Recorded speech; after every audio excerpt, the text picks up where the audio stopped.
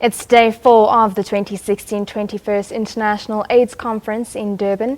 Various stakeholders are meeting to map the way forward on how they could work together in their fight against HIV and AIDS and other related diseases.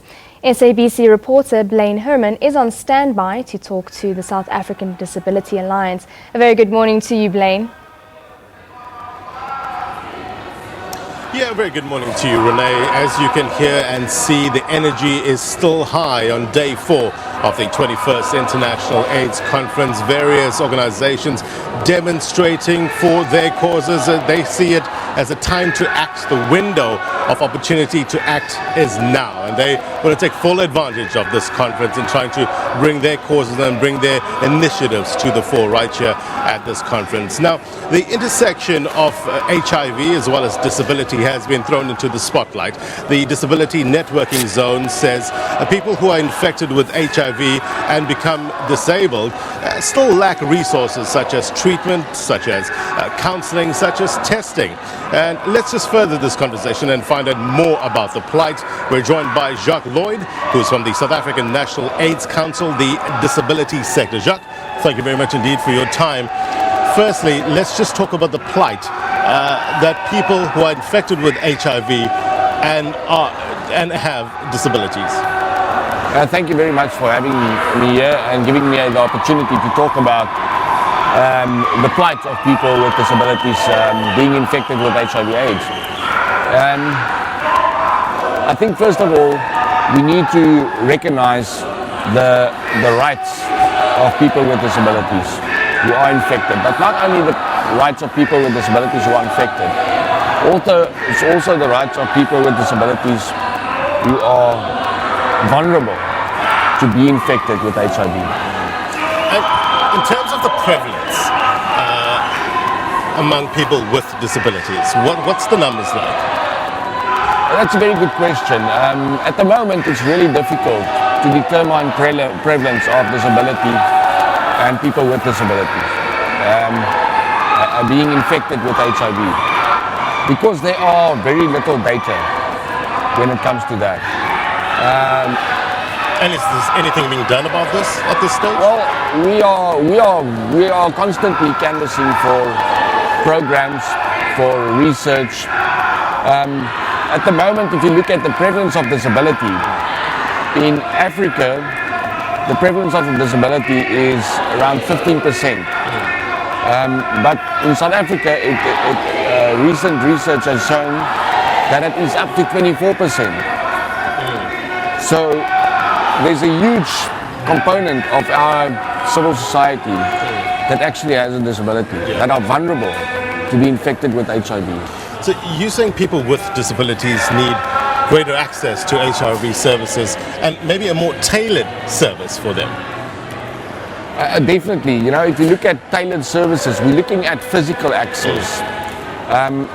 We're looking at education of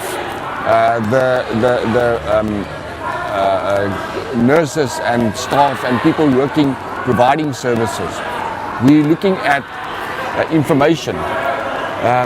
How do you transfer information to people who are blind, people who are deaf, intellectual impairments? We are sitting with a constant challenge that those type of programs are not available. And if they are available, they're very centralized. So we have a huge lack of focus on the needs of people with disabilities within the rural areas. So what's being done? I mean, we know this is the problem now, as you're saying. What's being done to change this? You know, we've been canvassing for the focus on disability for a very long time. At the last 3 World AIDS conferences, disability has been on the foreground. We've stood up and said we are a key population. We've been acknowledged as a key population within the NSP of South Africa. But when it comes to the focus and funding, we are excluded. And that creates a big problem. I think the major problem is that civil society and the sectors within civil society do not recognize the cross-cutting issue of disability. What are those cross-cutting issues? I mean, disability as an infection with HIV/AIDS of people with disability has no gender, has no age, has no race. Also, LGBTI people are infected with HIV/AIDS. Men who have sex with men, young women are very vulnerable. But when you look at the programs and the focus within the programs, there is no specific focus on addressing the disability component. So you're saying there's a lack of funding of these disability programs as well? I think there's definitely a lack of funding. I mean, the lack of funding is huge, but there's also a lack of changing people's perspective, changing leaders' perspective, changing leaders within civil society, changing people's perspective at grassroots level to acknowledge the plight of people with disabilities. Jacques, indeed, lots to talk about right here at the 21st International AIDS Conference. How are you finding this conference in terms of, look, civil society is here, you guys are based at the Global Village. What is being done there to spread the awareness of people with disabilities?